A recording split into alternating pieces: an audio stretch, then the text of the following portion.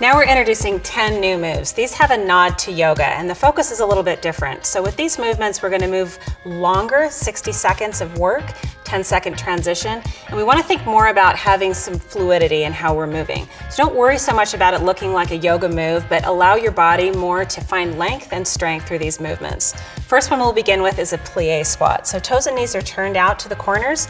We're going to lower down, sink into the hips, keep the chest nice and tall, and bring those hands up towards the ceiling. So feel like this should feel a good, full range body movement. Glutes are engaged as we're coming up. A little bit of stretch with those inner thighs. And then we want to really make sure anytime we move into yoga movements that the breath becomes part of the movement. So we're exhaling as we reach those arms up towards the ceiling. Once again, don't worry about the tempo. So if you're not moving the same speed as I am or Bobby or Carson, that's fine. This should be a workout that you can own and feel good about and move in a way that stays authentic to your body. So 60 seconds every time we're inhaling, allowing that breath to travel a little bit deeper. Big inhalations, exhales, we sweep down towards the ground, feeling that full range of motion through the back and spine. Here we go, last one. Nice job.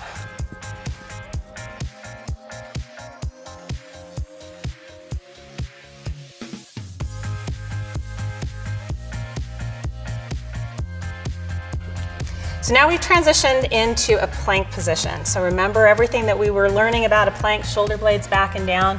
From this plank position, we're going to drive our hips up towards the ceiling, keeping that back nice and long, pressing our heels down towards the floor.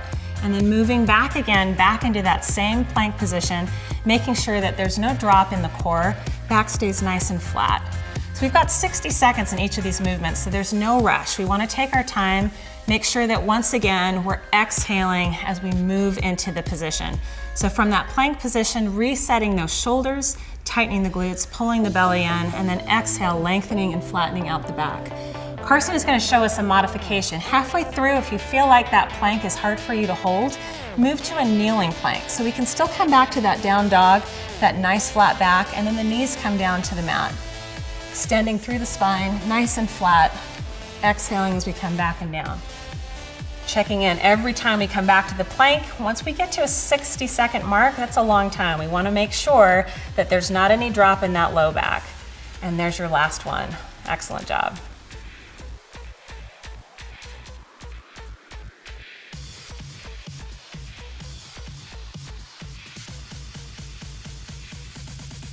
So we're transitioning into a balancing deadlift. So we're going to stand sideways with our feet shoulder width apart, put all of our weight into our right leg, lift the left leg so that that glute engages, and then start to hinge forward with a soft knee.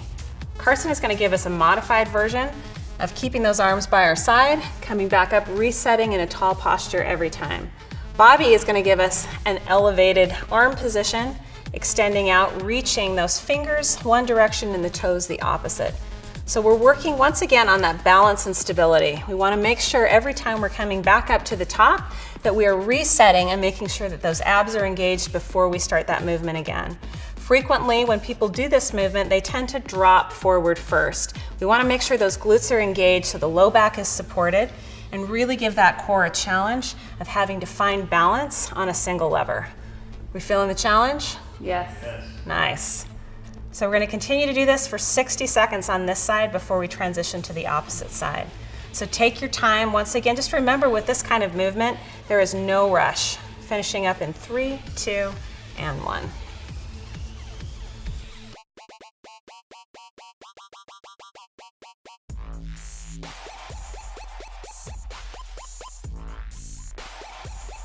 So we're going to continue that balancing deadlift on the opposite leg. So set ourselves up the same way, finding that stability this time in the left foot, extending the right leg behind, turning that glute on, and then mindfully moving into that hinge position.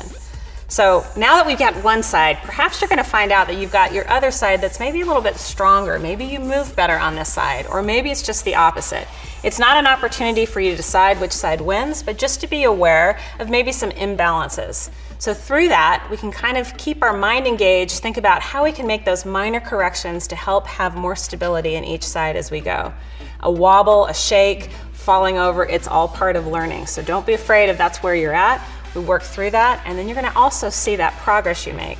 60 seconds is a long time, so you're gonna be able to see if we're able to make some of those improvements our first time through, and maybe our second or third time through, that'll happen as well.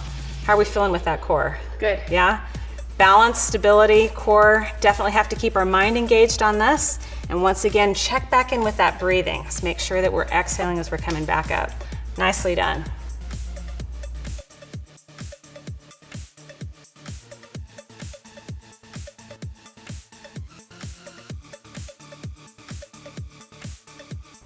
So now we're transitioning into triangle abs. For this one, we're gonna set up in a stance a little bit wider than shoulder width, turn our foot out at a 45-degree angle, and place the same hand on the inside of the thigh. Reach the opposite arm up towards the ceiling, and then slide that hand right along that leg line. And exhale as we come back up to the top, reaching those fingertips towards the ceiling. So once again, this is a movement we wanna take nice and slow. That exhalation starts at the bottom of the movement. I want you to think about your body being right in between two walls. So we want to keep our hips tucked under, and we want to keep our chest in nice and tight so that everything fits right between those two walls. That nice extension all the way up on the top is part of the movement. So we want to make sure that we think about that movement continuing all the way up to the top. Once again, we want that exhalation to happen on the top of the movement. Core muscles pull in nice and tightly around the spine. Breathing is nice and consistent. This one you may find you don't have a lot of flexibility with it. That's okay too. If you're just making it to that knee, that's your range of motion. That's great. Just make sure that we're keeping the same integrity of movement as we go. Last one. Nice job.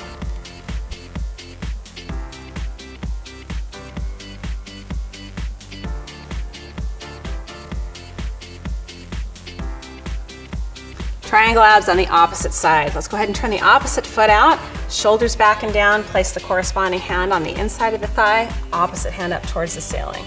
Just slide that hand down, inside of the leg, exhale as we reach back up top. So once again, think about coming down in a nice controlled breathing manner, and then exhaling as we're reaching up, feeling that extension on the top. So literally having those fingers reach for the ceiling, exhale, bring it all the way up.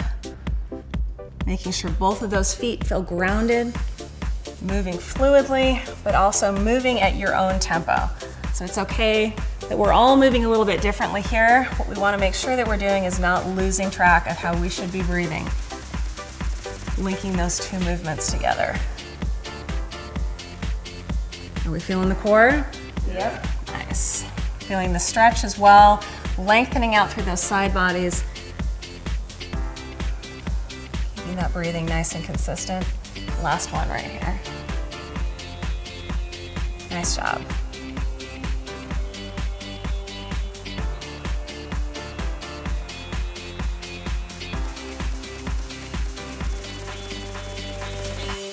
Now we're moving into a crescent lunge. We're gonna go ahead and step one foot back behind, making sure we're not on a tightrope. So we wanna think about our feet shoulder width apart. We're gonna inhale, bring those arms up nice and tall, and then exhale, allow the body to hinge slightly forward and swing those arms back.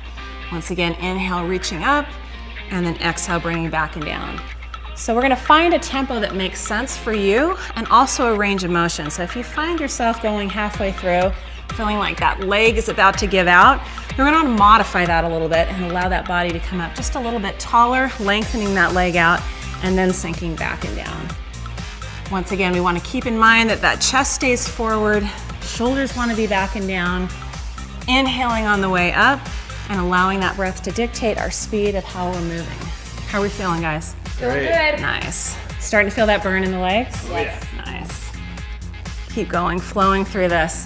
Don't worry about the fact that this is only one leg, and you know another one is going to come right after this. Just stay in the moment. Keep that breathing nice and fluid.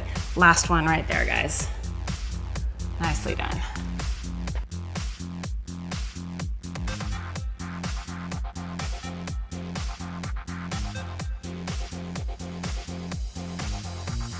So now we're ready to start that crescent lunge on the opposite side. So let's put that opposite foot back, once again keeping in mind that we want to have that shoulder width position. Inhale as we sweep those arms up towards the ceiling, and exhale as we fold slightly forward and swing those arms back. Following that nice deep breathing. Remember, that's part of what's going to keep us calm and energized. We want to make sure we're never cutting off that oxygen flow. That oxygen is energy for the muscles, keeps us invigorated, and allows us to continue. Nice big inhale up. Remember your options here. If you need to modify a little bit, come up to a taller position, standing a little bit higher, finding your way. Commit to finish all the way through those 60 seconds. You guys wish it was longer than 60 seconds? I wish it was 2 minutes. Keep working all the way through. Nice flow, you guys. Keep checking in with that breath, sweeping up, feeling that full range of motion in the shoulders. Last one right there. There we go.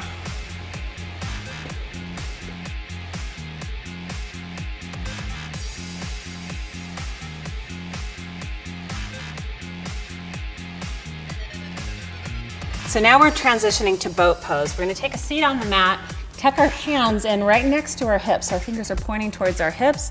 Zip our abs in nice and tight, and we're going to pick those feet up off the floor.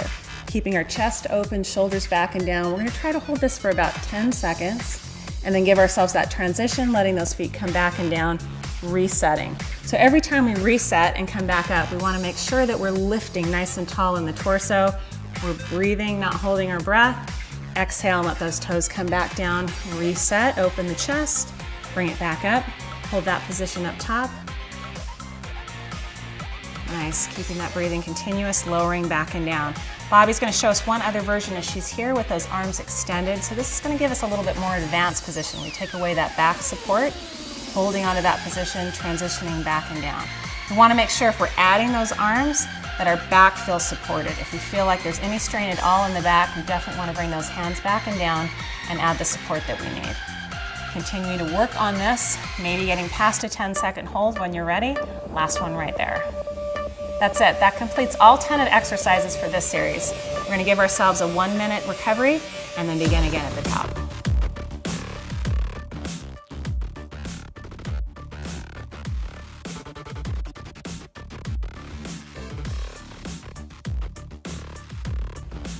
So now we've transitioned into this supine position, just laying down on our back. They're going to take their arms and extend them straight out from their shoulders and pick their feet up. They're going to inhale as they drop their knees towards one side, and then exhale as they bring their knees back to the center. They're going to fluidly move from side to side in this exercise. What's important with this is that not that your knees touch the ground, but that you find a range of motion that you can support. So you only let those knees go as far as you can control the lift back to center.